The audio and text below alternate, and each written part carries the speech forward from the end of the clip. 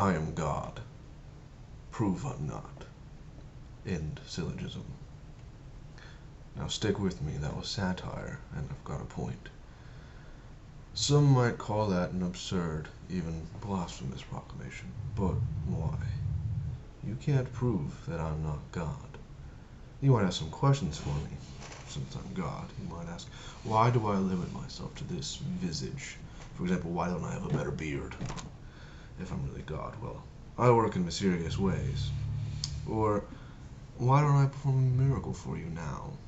To end all the speculation, well, thou shalt not test the Lord thy God. Or, why don't I end your suffering now? Well, it's all part of my plan, which you couldn't possibly comprehend. Listen here, you just have to have faith. That's all I'm asking. Faith. And hey, if you don't believe me, that's okay. But if you don't, I will personally subject you to an endless, immeasurable eternity of unimaginable pain and anguish and horror. And despite what regrets you may have, and what pleas you may call out during that horrific hell of an eternity, just know that I gave you your choice here and now, and that means that you deserve it. But hey, free will, definitely not coercion. This is what religion sounds like. It starts with the grandiose claim, and then it calls for faith. Faith being the perfect cop-out for the utter lack of substantiated evidence, and immediately stifling all rational inquiry. It renders all form of reason utterly futile. But then, religion presents a secret weapon. Hell. That is not free volition. That is coercion. If I say to you now, kiss my feet, or I will shoot you in the head, I am not offering you a free choice. There are consequences that I'm presenting to you quite clearly. Whether or not you comply, I am threatening to shoot you in the head and trying to coerce you into kissing my feet. Now, I didn't always think this way about religion. I used to be a Christian. So why now am I an atheist? Most fundamentally, I am an atheist because theism has the burden of proof. It makes a claim, God exists. The proper response is to say, prove it. Show me. Extraordinary claims require extraordinary evidence, as Hitchens always used to say, and there is little, if anything, more extraordinary than the claim that there is an omnipotent, omniscient, omnipresent, and omnibenevolent deity that cares about each and every one of us individually. So I sought out this evidence when I was a Christian, because I began to feel the nagging pressure of doubt, the growing discomfort of cognitive dissonance. But I found no such evidence. Instead, I only encountered threats against my pressing disbelief, namely, hell. You know, that thing. And also the imminent ostracization by my friends or family if, they found out I was an atheist and couldn't handle it. Now, luckily, my parents aren't counted amongst those people who shun their children when they find out they're atheists, but I have some problems with friends now. But these things, these threats, these fears, they're not proof for religion.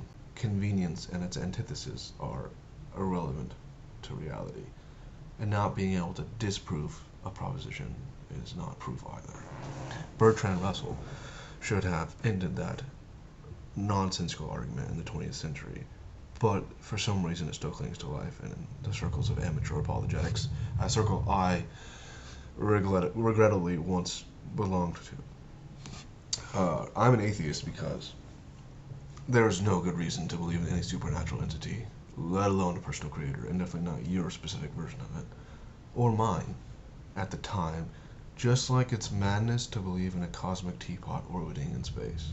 The default position is to discard the notion of a cosmic teapot orbiting in space until someone presents you evidence for it. In this way, the default position is atheism until theism substantiates its claims. This, of course, isn't a popular opinion. Faith is a sensitive subject, and it has a place in many people's lives. It gives them meaning, happiness, and a sense of belonging.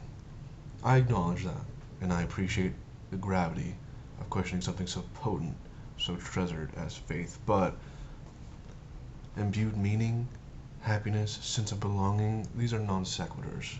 Good feelings have no bearing on the veracity of a concept. It's a fallacy called wishful thinking. If, when I had claimed to be God earlier, you had told me that you think that's ridiculous, well, it was, I might have responded. But believing I'm God makes me feel good about myself. It finally helps me to feel in control of my life, even in such a chaotic world. And it comforts me to know that I can never die. You know, I just don't want to live in a universe in which I am not God. This doesn't make my belief any less ridiculous. It's an appeal to the consequence. That last line, I don't want to exist in a world in which I'm not God. It's a fallacy that insists that something must be true because it would be bad or inconvenient or undesirable if it weren't true. It lends no credence to the legitimacy of my claim, and it certainly doesn't merit your respect. It could be argued that I would need psychological help if I really believed that, because I could become dangerous, particularly if I wanted to start dealing out my divine justice to those who sin against me. You see, faith allows otherwise perfectly rational people to completely buy into insanities. When you abdicate yourself of reason, of rational thought, then you've no means of determining truth. Faith is not an avenue to truth. As Matt Dillahunty always says, it's not an avenue to truth.